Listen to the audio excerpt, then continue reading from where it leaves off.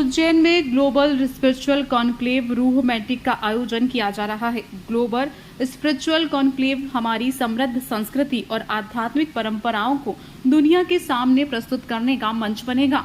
Global spiritual conclave एक ऐसा मंच होगा जहां हम अपनी समृद्ध संस्कृति और आध्यात्मिक परंपरा को दुनिया के सामने प्रस्तुत कर सकेंगे। साथ ही उज्जैन में होने वाले सिंहस्थ 2028 की तैयारियों कॉरपोरेट समूहों और मंदिर ट्रस्ट समूहों तक सीधी पहुंच बनेगी।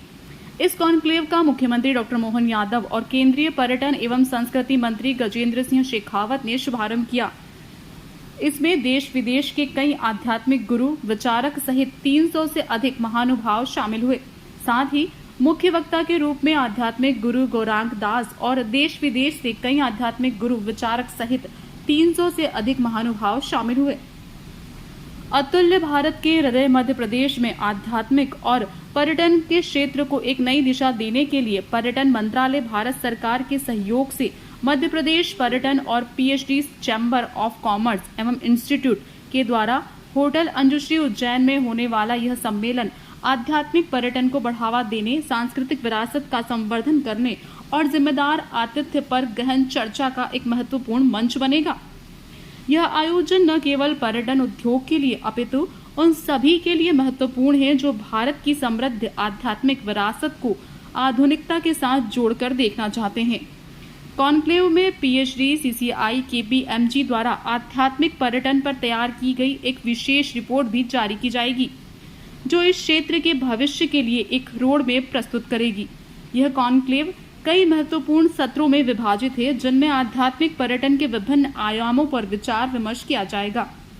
ज्योतिर्लिंग सर्किट पर एक विशेष सत्र होगा, जिसमें भारत के 12 ज्योतिर्लिंगों के महत्व और उनके संरक्षण पर चर्चा होगी। मंदिर अर्थव्यवस्थाएं नामक सत्र में यह जाना जाएगा कि कैसे भारत के प्रमुख मंदिर जैसे तिरुपति, वैष्णो देवी और काशी विश्वनाथ मंदिर स्थानीय अर्थव्यवस्था को गति देते हैं। इस सत्र में महाकुंभ 2025 के उदाहरण पर भी बात की जाएगी, जिसने 66 करोड़ से अधिक श्रद्धालुओं को आकर्षित किया था।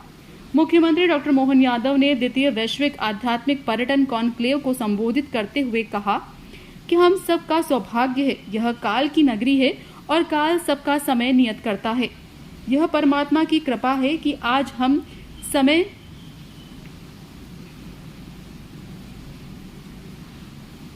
यह परमात्मा की कृपा है कि आज का समय भारत का है। पूरी दुनिया भारत की ओर देख रही है। भारत के चारों तरफ पूर्व, पश्चिम, उत्तर, दक्षिण हर दिशा में सुखद समाचार आ रहे हैं। जो हमसे जुड़े हैं वे आनंद में डूबे हैं। जो हमें कंपटीशन मानते हैं वे स्वयं को असुरक्षित महसूस कर रहे हैं। पर्यटन, संस्कृति और विभिन्न कार्यों के बल पर हम देश भर में अपनी एक अलग पहचान बना रहे हैं। क्या ये आयोजन है और क्या उद्देश्य है? देखिए, बहुत ही सुंदर आयोजन है। प्रयागराज कुंभ मेला में हमने देखा कि लगभग 66 करोड़ लोग पार्टिसिपेट किए, जो हमारी अनुमति से बहुत ज़्यादा थे। तो उसी प्रकार से उज्जैन भी एक धार्मिक शहर है और यहाँ भी उम्मीद है कि बहुत ज़्यादा लोग यहाँ पर आएंगे। इसलिए उसके लिए पहले से ही तैयारियां यहाँ पर चालू हो चुकी हैं। हमारी जो माननीय मुख्यमंत्री हैं श्री मोहन यादव जी, वो काफ़ी दूरदर्शी हैं, तो उन्होंने ये स्पिरिचुअल टूरिज्म कॉन्क्लेव ऑर्गेनाइज किया है। ये दूसरा है, इससे पहले भी काफ़ी सारा निवेश उज्जैन में हो चुका है।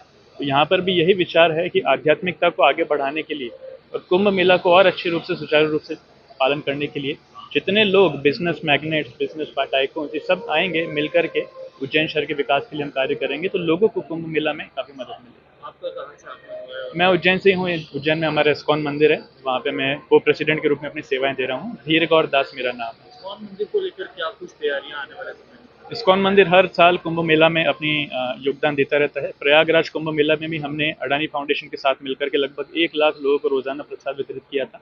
तो वैसे कुछ प्लानिंग हमारे उज्जैन कुंभ मेला को लेकर भी है।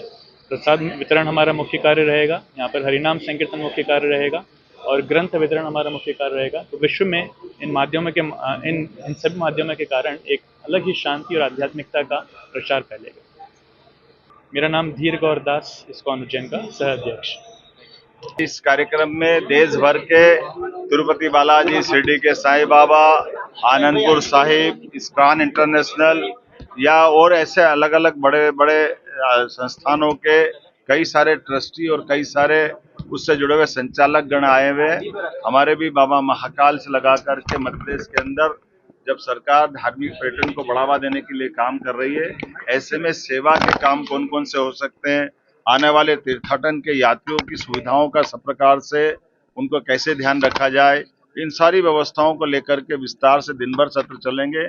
आज माननीय हमारे बीच पर्यटन मंत्री जी ने इस कार्यक्रम का शुभारंभ भी किया और अपनी सरकार के माध्यम से, खासकर माननीय मोदी जी के माध्यम से जो पूरे देश में एक नया परिवर्तन का दौर आया है 2014 के बाद, उसकी विस्तार से बात रखी। पर एक बड़ी और सौगात आपके माध्यम से मिल रही है, हमारे वीर दुर्गादास जी की छतरी के जीर्णोद्धार के कार्यक्रम के साथ वो हमको एक शहर के विकास की ओर बड़ी सौगात भी देंगे। मैं मध्य प्रदेश सरकार की ओर से उनका स्वागत करता हूं, अभिनंदन करता हूं। बहुत धन्यवाद। नहीं, बहुत बढ़िया कॉन्क्लेव हुआ है और मैं ये कहूँगा कि मैंने काफ़ी टूरिज्म कॉन्क्लेव अटेंड किए हैं, देखे हैं, बोला भी हूँ। पर जब मैंने फर्स्ट टाइम यहाँ पे उज्जैन में सुना कि स्पिरिचुअल और आध्यात्मिकता एक साथ, कि स्पिरिचुअलिटी कई लोग समझते हैं कि इसमें पढ़ने लिखने की जरूरत नहीं है, समझने की जरूरत नहीं है, तो ये एक बड़ा इंटेलेक्चुअल सब्जेक्ट है। तो इसके अंदर जो काम होगा वो एक मेरे ख्याल में बहुत ही अच्छा और बहुत तरीके से लोगों को समझ भी आएगा कि स्पिरिचुअलिटी जो है ये मिस्ट्री नहीं है कोई, ये एक इंटेलेक्चुअल है, आपको समझना चाहिए इसको।